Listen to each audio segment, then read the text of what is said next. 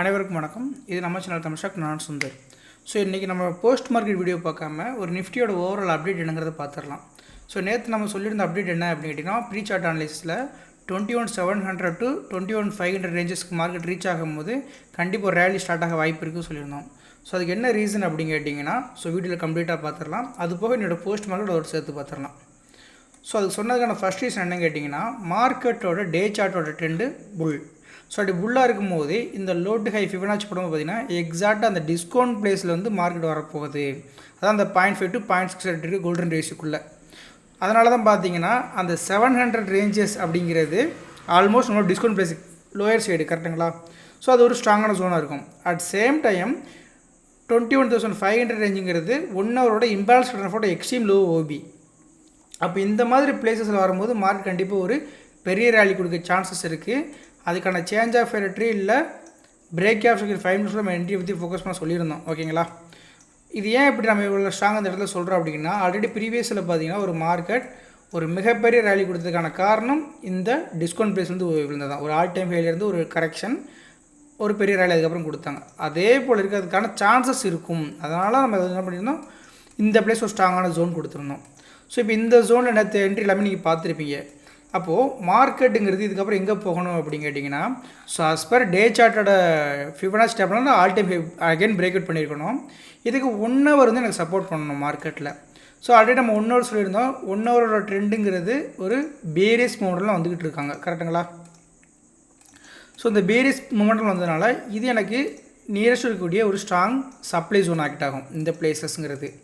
So அப்போது trend பேரிஸ்னால இந்த ஓபிங்கிறது மார்க்கெட்டில் ரொம்ப ரொம்ப ஸ்ட்ராங்கான சப்ளை ஜோனாக இருக்கும்.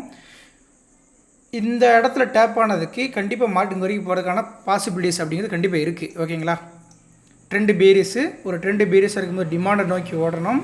டிமாண்டுங்கிறது ஸ்டில் நம்மளுக்கு நான் டேப்னு தான் சொல்லலாம் 1 ஹவரில். அப்போ இது வந்து ஏன் டேப் ஆகிட்டுங்கிறது மார்க்கெட் மேலே போச்சுன்னு கேட்டிங்கன்னா, ஸோ லைக்லி இம்பேலன்ஸ் கடன் ஃபேக்ட் டைப்பு. அப்போ இதனால் என்ட்ரி நம்மளால் பிடிச்சிருக்க முடியுமா அப்படின்னு கேட்டிங்கன்னா, மேபி 1 மினிட்டோட ட்ரெண்டு புல்லிஸாக இருந்தால் நீங்கள் ஒரு ஆப்பர்ச்சுனிட்டி ஃபோக்கஸ் பண்ணியிருக்கலாம். இப்போது இன்றைக்கி மார்க்கெட்டில் என்ன நடந்தது அப்படின்னு கேட்டிங்கன்னா, நேற்று நம்ம கொடுத்தோம் பார்த்திங்கன்னா ஒரு ஓபி ஏரியா. இது வந்து பிரேக் கேப் ஸ்ட்ரக்சர் வரக்கூடிய எக்ஸ்ட்ரீம் ஹை கேண்டில் ஓபி அப்படின்னு சொன்னீங்கன்னா அது கண்டிப்பாக இது கிடையாது. ஸோ பிரேக் கேப் ஸ்ட்ரக்சரில் வரக்கூடிய எக்ஸ்ட்ரீம் ஹை ஓபிங்கிறது நம்ம மேலே போட்டு வச்சுருக்கோம் பார்த்தீங்களா? அதாவது இந்த இடத்துல first time high break out as per structure mapping 5 மினிட்ஸில் இதோட லோ பிரேக் அவுட் ஆகும்போது இந்த ஹை பாயிண்ட்டாக நம்மளோட நெக்ஸ்ட்டு ஸ்ட்ராங்கான ஒரு ஓபியாக இருக்கும். இதில் வரக்கூடிய இம்பேலன்ஸ் எங்கே அப்படின்னு கேட்டிங்கன்னா லைக்லி இந்த பேஸ், ஓகேங்களா? ஸோ இந்த 22ங்கிறது 1 ஹவர் ஓபி கொடுக்கும். அதே இடத்துல தான் 5 மினிட்ஸோட ஓபி இருக்குது. ஸோ அப்போ அங்கே தான் என்ன பண்ணணும், மார்க்கெட் வரணும். அப்போ இந்த பிட்வீன் கேப்பில் இருக்கிறது என்ன அப்படின்னு கேட்டிங்கன்னா ஜஸ்ட் ஒரு கன்சால்டேஷன் பேசஸ். ஸோ அப்போ அந்த பேசஸ் நம்ம நேற்று என்ன பண்ணியிருந்தோம், ஒரு ஆர்டர் பேக்கை எடுத்து மார்க் பண்ணி காட்டியிருக்கோம். அப்போ அந்த பேஸ் ஸ்கேலுக்கு மேலே market gap up open low high எல்லாமே இருக்கும். என்னாகும், கண்டிப்பாக இது பிரேக்கர் பேக்குங்கிற கண்டிஷன் வருமா? அப்போ இன்னையோட மார்க்கெட்டுங்கிறது பார்த்தீங்கன்னா இந்த பிளேஸஸ் கண்டிப்பாக பையிங் ஆப்பர்ச்சுனிட்டிங்கிறது நம்மளுக்கு இருக்குங்கிறது தெரியும். எப்போது இந்த கேண்டில் பாடி க்ளோஸ் ஆகும்போதே. பட் அட் சேம் டைம் மார்க்கெட்டோட கரண்ட் 5 மினிட்ஸோட ட்ரெண்டுங்கிறது இந்த பாடி க்ளோஸ்னால புல்லிஸ் ஆயிடுச்சுங்க. அப்போ புல்லிஸ் ஆனதுனால அப்போ கண்டிப்பாக இங்கேருந்து கீழே வரப்போது நமக்கு தெரியும். பட் இருந்தும் மார்க்கெட் ஏன் மேலே போனது அப்படின்னு கேட்டிங்கன்னா, ஸோ மார்க்கெட் கீழே வரணும் அப்படிங்கிறது கண்டிப்பாக செல்லிங் ஆர்டர் வேணும். அப்போ இந்த ப்ரீவியஸோட ஹைக்கு மேலே போக கண்டிப்பாக செல்லிங் ஆர்டர் கிடச்சிருக்கும். பட் மார்க்கெட் கீழே வரல. அதுக்கு ரீசன் என்ன கேட்டிங்கன்னா, ஃபஸ்ட்டுக்கு என்னோட ஹைக்கு லோக்கு பிட்வீனில் மார்க்கெட் ஒரு லாங் கன்சால்டேஷன் ஆனால் ஸோ அதோட 1 மினிட்டோட செக் பண்ணி இன்னுமே கிளியரான வியூ தெரியும். ஸோ ஒரு ஃபஸ்ட்டுக்கு என்னோட ஹைக்கு லோக்கு பிட்வீன் நல்ல கன்சால்டேஷன் ஆனதுக்கப்புறம் பார்த்தீங்கன்னா நம்மளோட குரூப் கூட ஒருத்தர் அது ஒரு ஹிண்ட் மார்க் கூட நம்ம கொடுத்தோம். என்ன கொடுத்தோம் அப்படின்னா, ஃபஸ்ட்டு 5 மினிட்ஸோட கேண்டிலோட பேஸ் ஃபார்ம் ஆயிருக்கு. ஸோ கிளியர்லி வாட்சி first 5 minutes high low and mid பாயிண்ட்னு சொல்லியிருந்தோம். ஸோ எக்ஸாக்டாக பார்த்தீங்கன்னா அந்த 5 மினிட்ஸோட மிட் பாயிண்ட்லேருந்து மார்க்கெட் சூட்டாக போயிருப்பான். இப்போ உங்களுக்கு நல்லா தெரியும், நான் ட்ரா பண்ணி காட்டுறேன். இதில் மிட் பாயிண்ட்டை மட்டும் நம்ம கனெக்ட் பண்ணி பார்க்கலாம். ஸோ எக்ஸாக்டாக பார்த்தீங்கன்னா மார்க்கெட் சூட்டப் பண்ணது அந்த மிட் பாயிண்ட் ரேஞ்சில் தான் சூட்டப் போயிருப்பான். ஃபஸ்ட்டு 5 மினிட்ஸோட ஹைக்கு லோக்கு மட்டும் போட்டிருக்கேன், ஓகேங்களா? அப்போது மார்க்கெட் வந்து கீழே வரணும். கீழே வந்து பை ட்ரை பண்ணலாம். மார்க்கெட்டோட ட்ரெண்டு புல்லிஸாக இருக்கும்போது எக்காரணத்துக்கு கொண்டு என்ன பண்ணக்கூடாது, செல்லை பற்றி யோசிக்கக்கூடாது. நம்மளோட கண்டிஷனே அதுதான். எப்போ செல்லை பற்றி யோசிக்கணும் அப்படின்னு கேட்டிங்கன்னா, நம்மளுக்கான pattern SMS, stop hunt, change of எரட்ரு, ஃப்ளிப்பு, தென் பிரேக்கர் பிளாக்கி, இது மாதிரி ஏதாவது ஒரு கண்டிஷன் கிடைக்கணும். இல்லைனா நம்மளோட ரேஞ்ச் லிக்விடிட்டி 1.0 2.0 2 வச்சுருக்கோம். ஸோ அதில் ஏதாவது கிடச்சா உங்களோட ஒரு ட்ரெண்ட் ரிவர்ஸுக்கான பேட்டர்ன் வச்சு நீங்கள் ட்ரேட் பண்ண முடியும். அப்போது இந்த பேஸ் பிரேக் அவுட் பண்ண கீழே போகும் அப்படின்னு நம்ம எடுக்காமல் கண்டிப்பாக எடுக்கக்கூடாது. ஓப்பனாக சொல்லணும்னா அப்போ இந்த மிட் பாயிண்ட் வச்சு மார்க்கெட் மேலே போகுதுங்களா. ஸோ இந்த மேலே போகிற அப்ரேலையே இந்த மிட் பாயிண்ட் வச்சு நீங்கள் பிடிச்சிருக்க முடியும். இது எஸ்எம்சி கான்செப்டில் வருதா அப்படின்னு கேட்டிங்கன்னா இது எஸ்எம்சி கான்செப்ட் தான். பேஸு ரேலி பேஸு, அந்த பேஸ் பிரேக் அவுட் ட்ரேடிங். ஓகேங்களா. ஓகே, அப்போ இது ஏன் இதுக்கு மேலே போகலை அப்படின்னு கேட்டிங்கன்னா மார்க்கெட்டுங்கிறது கண்டிப்பாக இந்த சப்ளை ஜோனுக்கு தான் போயிருக்கணும். போகாததுக்கு ரீசனுங்கிறது market will react every imbalance candle. ஒரு மார்க்கெட்டுக்கு வந்து எல்லா விதமான இம்பேலன்ஸ் கேண்டில் ரியாக்ட் பண்ணோம். பட் நம்ம ரியாக்ட் பண்ணக்கூடிய ஒரே பிளேசஸ் என்னவாக இருக்கணும் அப்படின்னு கேட்டிங்கன்னா extreme low or extreme high point. It means entry பாயிண்ட்டுக்காக நான் சொல்கிறேன். அப்போ டார்கெட்டுங்கிறது இது ஒரு ரீசனபிளான டார்கெட்டாக நான் மீன் பண்ணுவேன். இது எப்படிப்பா அப்படின்னு கேட்டிங்கன்னா நேற்று இந்த லோ டு ஹை ஃபிபனாச்சி கரெக்டாக டிஸ்கவுண்ட் பேஸில் மார்க்கெட் டேப் பண்ணானா, அப்போது இதுக்கான ட்ரெண்டு பேஸ்டு ஃபிபனாச்சி நான் போட்டு பார்க்கும்போது மார்க்கெட் டார்கெட் பாருங்கள். இது ஆக்சுவலாக ஒன்று, இதுக்கு மேலே பார்த்தீங்கன்னா 1.618ங்கிறது வரும் நம்மளுக்கு. ஓகேங்களா. ஸோ இதில் வரல. ஸோ அப்போ இது ஒரு ஸ்ட்ராங் டார்கெட் பாயிண்ட்டும் கூட. அந்த இம்பேலன்ஸ் வரதுனால நம்ம என்ன பண்ணலாம், இதில் நம்ம ஒரு டார்கெட் வச்சுட்டு எக்ஸிட் ஆகலாம். ஸோ அப்புறம் இதுக்கப்புறம் ஏன் மார்க்கெட் ஃபாலோ ஆனது அப்படின்னு கேட்டிங்கன்னா இதுவுமே நம்மளோட கம்யூனிட்டியில் ஒருத்தர் போட்டிருந்தார். ஸோ பார்த்தீங்கன்னா தெரிஞ்சிருக்கும். ஸோ விக்னேஷ் சொல்லிட்டு ஒருத்தர் சூப்பராக போட்டிருந்தார். மார்க்கெட் வந்து ஒரு லாஸ்ட்டு ஹைக்கும் லோக்கும் பிட்வீனில் ஹை பாயிண்டில் ஒரு பேட்டர்ன். இது என்னப்பா ட்ரையாங்கிள் பேட்டர்ன் கேட்டிங்கன்னா கண்டிப்பாக கிடையாது. இதுக்கு நம்ம சொல்லக்கூடிய வேர்டு தான் பார்த்தீங்கன்னா ரேஞ்ச் லிக்விடிட்டி. ஓகேங்களா. ஸோ அந்த ரேஞ்ச் லிக்விடிட்டி போட்டதுக்கப்புறம் பார்த்தீங்கன்னா மார்க்கெட் ப்ராப்பராகவே என்ன பண்ணிட்டான், இது ஒரு ஃபுல் அண்ட் ஃபுல் லோ மேலே இருக்கிறது ஃபுல்லாக அப்போ என்னது buy side liquidity. At same time இந்த பிளேஸ் டு இந்த லோங்க இது ஃபுல்லாகவே பார்த்தீங்கன்னா உங்களுக்கு அன்மிட்டிகேட் பிளேஸ் இருக்கக்கூடிய இம்பேலன்சஸ் ஏரியா. இந்த பிளேசஸ் தான் உங்களுக்கு அன்மிட்டிகேட் பிளேசஸ். அப்போ இதுக்கு கீழே வந்து நீங்கள் கனெக்ட் பண்ண முடியாது. இது வரைக்கும் உங்களுக்கு என்ன மிட்டிகேட்டட் பிளேசஸ், அதுதான் நம்ம தான் அப்படி சொல்கிறோம். அப்போ மேலே பை சைட் லிக்விடிட்டி, கீழே செல் சைட் லிக்விடிட்டி இருக்கும்.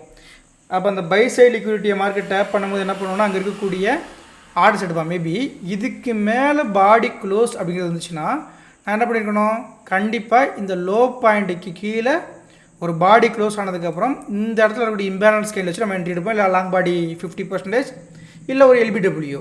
பட் இது மேலே லிக்விடிட்டி ஸ்வீப் பண்ணனால இம்மிடியேட்டாகவே நமக்கு என்ன ஆகும்னா மார்க்கெட் கீழே தான் போகுங்கிற மாதிரி ஆப்பர்ச்சுனிட்டி நம்ம ஃபோக்கஸ் பண்ணலாம். இதுதான் ரேஞ்சுக்கு 2.0.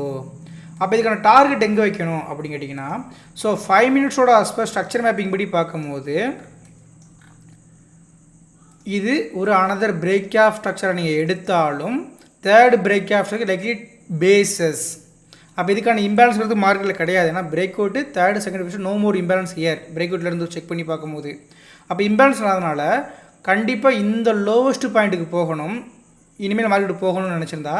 அப்படி இல்லைன்னா இந்த low to overall high discount place breaker block area, அப்போ கண்டிப்பாக இந்த பிளேஸ் எடுத்த என்ட்ரிக்கு இதுதான் உங்களோட டார்கெட் பாயிண்ட்டுங்க. ஸோ இதான் என்னோட ஒரு ஃபஸ்ட்டு ப்ராப்பர் என்ட்ரி பாயிண்ட்டாக இருந்தது. ஸோ இதுக்கப்புறம் பார்த்தீங்கன்னா அகெயின் மார்க்கெட் என்ன பண்ணால் ஃபஸ்ட் டைம் ஒரு லோ பிரேக் அவுட்டு, ஒரு லோ பிரேக் அவுட் பண்ண நம்ம எல்லாத்துக்குமே தெரியும். கண்டிப்பாக இந்த பிளேஸில் இருக்கக்கூடிய பையிங் ஆர்டர் மார்க்கெட் எடுப்பான். அது டிஸ்கவுண்ட் ப்ரைஸு பிரேக்கர் பிளாக்லாம் இங்கேருந்து மார்க்கெட் ஷூட்டை பார்க்குதுங்களா. அப்போ இதோட டார்கெட் பாயிண்ட்டுங்கிறது மார்க்கெட்டோட trend bullish first time new break out கொடுத்துருக்கான். அப்போ இந்த நியூ பிரேக் அவுட்ங்கிறது மேபி என்ன பண்ணலாம், நம்மளை அகெயின் இங்கேருந்து இந்த டிமாண்டுக்கு போகிறதுக்கான ஆப்பர்ச்சுனிட்டியாக இருக்கலாம். கரெக்டுங்களா. அதனால் எப்போவுமே நம்ம சொல்லக்கூடியது எவ்ரி இம்பேலன்ஸுக்கு சம் ரீட்ரேஸ்மெண்ட் லோயர் சைடும் எவ்ரி இம்பேலன்ஸுக்கு சம் ரீட்ரேஸ்மெண்ட் ஹையர் சைடு இருக்கிறது கண்டிப்பாக இருக்க தான் செய்யும் மார்க்கெட்டில். ஸோ அப்படி பார்க்கும்போது இந்த லோ டு ஹை ஃபிபனாச்சி போடும்போது மார்க்கெட் எங்கே டேப் ஆனால் பார்த்தீங்கன்னா உங்களுக்கே தெரிஞ்சிருக்கும் ஏன் இந்த இடத்துல நம்ம டார்கெட் பாயிண்ட் வச்சுருக்கணும்னு. ஓகேங்களா. ஸோ இது ஃபஸ்ட்டு டார்கெட்டு, இதுக்கப்புறம் சஸ்டெயின் பண்ணால் தான் செகண்ட் டார்கெட்டுங்கிறது வரும். எஸ்ட்ரிபிள்சிஎஃபாக எதுன்னு கேட்டிங்கன்னா கண்டிப்பாக இது எஸ்ட்ரிபிள்சிஎஃப் என்ட்ரி கிடையாது. இதில் சம் பீப்புள்ஸ் என்ன பண்ணாங்கன்னா இந்த பிளேஸில் வந்து ரேஞ்ச் லிக்விடிட்டியை ஐடென்டிஃபை பண்ணியிருந்தாங்க, அது இந்த ஏரியா. இன்னும் சம் பீப்புள்ஸ் என்ன பண்ணாங்கன்னா லிக்விட் இன்ஜெக்ஷன் போட்டுருந்தாங்க. ஸோ இது வந்து கண்டினியூயாக ட்ரூ இம்பேலன்ஸு ஃபஸ்ட்டு ஹை, ரெண்டாவது ரெண்டு ஆப்போசிட் மேக் பண்ணிட்டாங்க. இதுக்கப்புறம் பிரேக் அவுட் செக் பண்ணுவாங்க. ஸோ பிரேக் அவுட் வந்து அப்பர் சைடு இருந்தால் பட் அதுக்கான ப்ராப்பரான லிக்விடிட்டி ஃபார்ம்ஸ் வந்துச்சானா கண்டிப்பாக கிடையாது. திரும்ப என்ன பண்ண எனக்கு மார்க்கெட்டில் லோயர் சைடு பிரேக் அவுட் இங்கே தான் கொடுத்தான். இந்த பிரேக் அவுட் என்ன பண்ணால் என்ட்ரி எடுத்துக்க முடியாது. இதை நிறைய பேர் என்ன பண்ணியிருந்தாங்கன்னா இந்த இடத்துல ஒரு லிக்விடிட்டி ஃபார்மேஷன் போட்டு என்ட்ரி சொல்லியிருந்தாங்க. பட் இது வந்து ஒரு ப்ராப்பர் என்ட்ரி கிடையாதுங்க. ஏன்னா லிக்விட் இன்ஜெக்ஷன் பிரேக் அவுட் பண்ணதுக்கப்புறம் என்ன வேணும் எனக்கு மார்க்கெட்டில் ப்ராப்பரான லிக்விட் வந்து என்ட்ரி எடுக்கணும். இது பிரேக் அவுட்டே கிடையாது. அப்போ இந்த லிக்விட் இன்ஜெக்ஷன் என்ட்ரி கண்டிப்பாக கிடையாது. ஸோ இன்றைக்கி இந்த என்ட்ரி ஏதாவது ஓகே அப்படின்னு சொன்னால் கண்டிப்பாக இந்த என்ட்ரி கிடையாதுங்க. ஜஸ்ட் இது வந்து நோட் பண்ணிக்கோங்க. ஓகே, அப்போ மார்க்கெட் இனிமேல் மேலே போகுமா இல்லை கீழே வருமா அப்படின்னு கேட்டிங்கன்னா 1 ஹவரோட ட்ரெண்டு பக்கா பேரிஸு. அதுக்கான சப்ளை ஜோன் இந்த பிளேஸில் இருக்குது. ஓகேங்களா? ஸோ ரெண்டாவது 5 மினிட்ஸோட ட்ரெண்டு. ஸோ இன்றைக்கி காலையில் என்ன பண்ணியிருக்கான், புல்லிஸ் ஆகிருக்கான். ஒரு பிரேக்கர் பிளாக் டேப் பண்ணிட்டு ஃபஸ்ட் டைம் ஒரு நியூ லோயர் பிரேக் அவுட்டுக்கு ஃபிபனாச்சியில் டேப் பண்ணி நிற்கிறான். அப்போ மார்க்கெட் அகெயின் புல்லிஸ் ஆகணும் அப்படின்னு கேட்டிங்கன்னா, புல்லிஸ் தான் இருக்குது, இனிமேல் அகெயின் புல்லிஸ் அப்படின்னு கேட்டிங்கன்னா இதுக்கான டிமாண்ட் இங்கே இருக்குங்க. இங்கே வரும்போது பார்த்தீங்கன்னா நம்மளுக்கான ஒரு ஆப்பர்ச்சுனிட்டி கொடுக்கும். இந்த சப்ளை ஜோனுக்கான ஆப்பர்ச்சுனிட்டியாக இருக்கும் அது கண்டிப்பாக. ஓகேங்களா? அப்போ இங்கே நம்ம பை எதுவும் ட்ரை பண்ணலான்னா இதுக்கான ஓபி ஜோனும் கண்டிப்பாக கிடையாது. மேபி நாளைக்கு இது கேப் ஓப்பனில் பிரேக் அவுட் பண்ணுச்சுன்னா இது ஒரு ஸ்ட்ராங்கான எஸ்எம்சி கான்செப்டோட எக்ஸ்ட்ரீம் லோ பாயிண்ட் ஓபியாக இருக்கும். அப்போ இந்த ஓபிக்கு ஃபிபனாச்சி வேண்டாமா, ஐடிஎம் வேண்டாமா அப்படின்னு கேட்டிங்கன்னா கண்டிப்பாக ஒரு மல்டிபிள் பிரேக் ஆஃப் நடக்கும்போது ஐடிஎம் என்ன வேணும். அப்படி ஐடியா இல்லாமல் இந்த ஓபி டேப் பண்ணுச்சுன்னா இது ஒரு ஹையர் டைம் ஃப்ரேம் ஓபியாக இருக்கும். ஒரு higher time frame OB tap பண்ணும்போது ட்ரெண்டுமே ஹையர் டைம் ஃப்ரேமோட பேரிஸாக இருக்கும்போது ஐடிஎம் இல்லாத ஒரு ஓபிங்கிறது மார்க்கெட் கொஞ்சம் கூட ரெஸ்பெக்ட் பண்ணாது, க்ளீன் போல்ட் ஆகும். ஓகேங்களா? ஸோ அப்போ கண்டிஷன் படி ஸ்ட்ராங் டிமாண்ட் அப்படிங்கிறது இந்த எக்ஸ்ட்ரீம் லோ பாயிண்டில் இருக்கிற ஒரு பேசஸாகவும் புல் ஓபி. ஸோ ஆஃப்டர் பார்த்தீங்கன்னா இது ஒரு ஸ்ட்ராங்கான 1 ஹவரோட சப்ளை ஏரியா. அப்போ மார்க்கெட்டோட ட்ரெண்டு 1 ஹவரில் பேரிஸாக இருக்காது.